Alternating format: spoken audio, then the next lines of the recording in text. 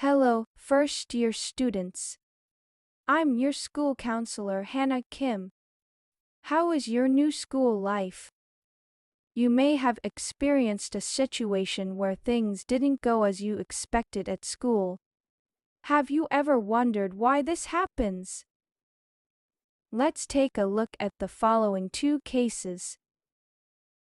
The first case is about a student named Hajun.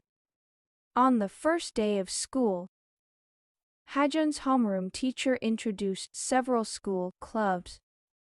At that time, Hajun didn't have a particular preference for any of them. He thought that any indoor club would be okay, since he was not an outdoor person. Can you guess what happened on the day of choice? He joined the soccer club. What made him choose soccer? Well, a few days before submitting his application, he heard that the soccer club was so popular that half of his classmates were applying for it. This made him think that the soccer club was something special. With this in mind, he signed up for the soccer club just because others did so. However, after he had joined the club, he realized that soccer was not for him. In the end, he regretted his decision. Why do you think this happened? Psychologists say that people tend to engage in certain behaviors just because others are doing them. Also, people don't want to be excluded from their peers. These psychological factors cause people to follow the crowd rather than act on their own. This phenomenon is called the bandwagon effect. Following the crowd, of course, does not always lead to negative consequences, but it can lead to regret. So how can you make your own choices? The first thing is to know what you really want. Although it might be different from your friends, don't be afraid to make your own choice. As long as you make the right choice for you, you will be happy about your decision. Now let's look at another case, one about Yobin. One day, Yobin told me about her first science quiz. Science was the subject that she struggled with the most.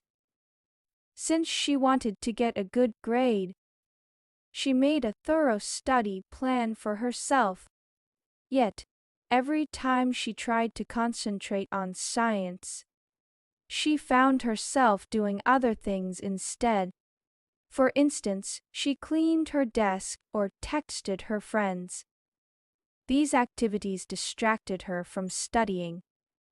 And in the end, she got a bad grade. She was frustrated that she continuously engaged in behaviors unhelpful for accomplishing her task. When people do not have the confidence to perform tasks well, they are likely to create obstacles to success. This type of behavior is referred to as self-handicapping. Self-handicapping enables people to make excuses for their poor performances.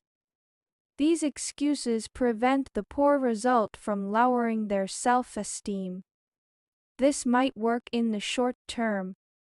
However, be careful. It could lead to repeated failures in certain tasks that you are not confident in doing. If you are self-handicapping, it might be because you consider the results more important than the process, focusing more on the process than the outcome may ease the pressure to perform well. Accordingly, you may feel more encouraged to try to do the challenging tasks. This can eventually stop your self-handicapping. As first-year students in high school, you'll sometimes face difficult moments. It is not unusual because everyone goes through difficult times. Even though you feel disappointed with your choices or behaviors, don't let yourself feel down. The most important thing is figuring out your own way to overcome your negative feelings. It will make your school life much more enjoyable. If you feel worried, remember that you are not alone. You have friends, teachers, and me. Good luck in this exciting new chapter of your life.